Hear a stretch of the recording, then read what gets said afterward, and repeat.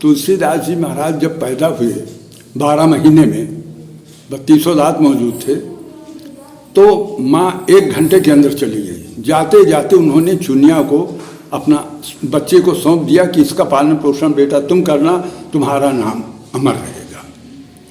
इतना कह के तो अपना चली गई। अब जब चली गई तो चुनिया जो है अपनी ससुराल भरतकुल के पास हरिपुर है, हरिहरपुर, वहाँ ले गई। तो तुलसीदास जी का पालन पोषण भरतकुल के पास हरिहरपुर में हुआ। लगभग तुलसीदास जी 5 वर्ष के होते हैं तो चुनिया को भी सर्प काट लिया। लोगों में ये अपवाद आ गया कि ये बच्चा इतना खराब है कि जिस कुल में पैदा हुआ उसको नष्ट कर दिया, और जिसने खिलाया पिलाया उसके भी कोई संतान नहीं हुई। भाई पहले 10-5 साल बच्चे होते ही नहीं थे, तो उसका भी वंश नष्ट। इसको इस बच्चे को जो खाना पानी देगा उसका इसी तरह से वंश नाश हो जाएगा। तुलसी ने खुद लिखा है कि जानत हों 4 फल 4 ही चनक को, अगर किसी ने मुझे 4 चने के दाने दे दिए हैं तो मैंने मान लिया है कि मुझे अर्थ धर्म काम मोक्ष 4 फल मिल गए। तब तुलसी थे राम बिन, तब तुलसी राम के बिना थे। और जब भे राम सहाय, जब भगवान राम सहायक हुए, तुलसी के राम नाम का अवलंबन मिला, तो भूपति पूजे पाए। बड़े बड़े राजा महाराजा चरणों को पूजने लगे। गांव वालों ने ये निश्चित कर लिया था कि इस बच्चे को कोई खाना पानी नहीं देगा, नहीं उसका वंश नाश हो जाएगा। अब 5 साल का छोटा बच्चा कहाँ जाए, गांव में ही तो फिरेगा।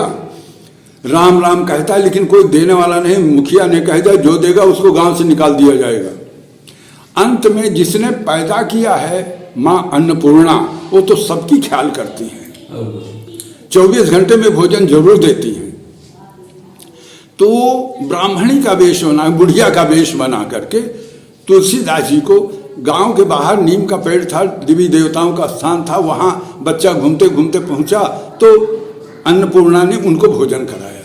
नित्य प्रति उनका था।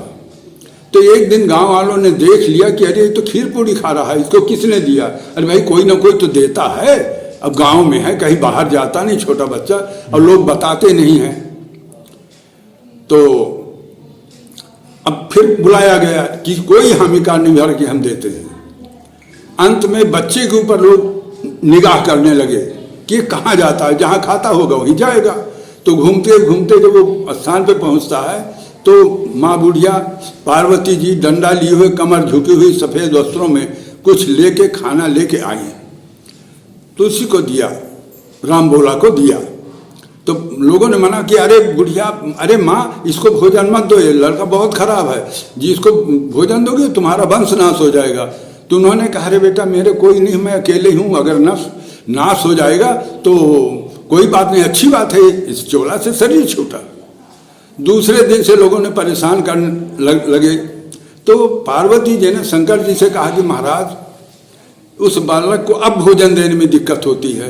तो उनके शिष्य नरहरिदास जी महाराज थे, उनको स्वप्न में दिखाया गया बालक का स्वरूप दिल दो सुबह सुबह का। तो महाराज जी ने आदेश दिया, जाओ भाई देखो जिसका कोई ग्राहक ना हो, ऐसा ऐसा बालक अगर हो तो ले आओ। तो जब लोग वहाँ पहुँचते हैं, बालक मिलता है तो उसको मतलब गुरुजी के पास ले जाते हैं। गुरुजी देखते हैं, बहुत प्रसन्न होते हैं, और अपने यहाँ शिक्षा दीक्षा रहन सहन सब कुछ बाबा जी के यहाँ हुआ। कथा वगैरह उन्होंने सब चित्रकूट में सुनाई। श्री राम जय राम जय जय राम। रामचरित मानस यही नामा, रामचरित मानस यही नामा। सुनत श्रवण पाई विश्रामा, सुनत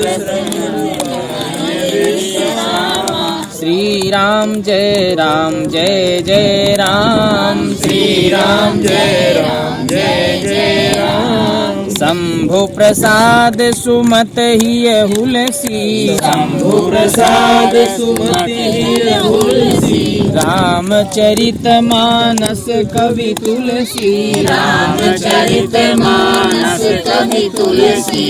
श्री राम जय जय राम। श्री राम जय जय राम। अगर आप चित्रकूट के बारे में ऐसी की रोचक और नई नई जानकारी देने वाले वीडियो देखना चाहते हैं तो हमारे चैनल को लाइक और सब्सक्राइब करें।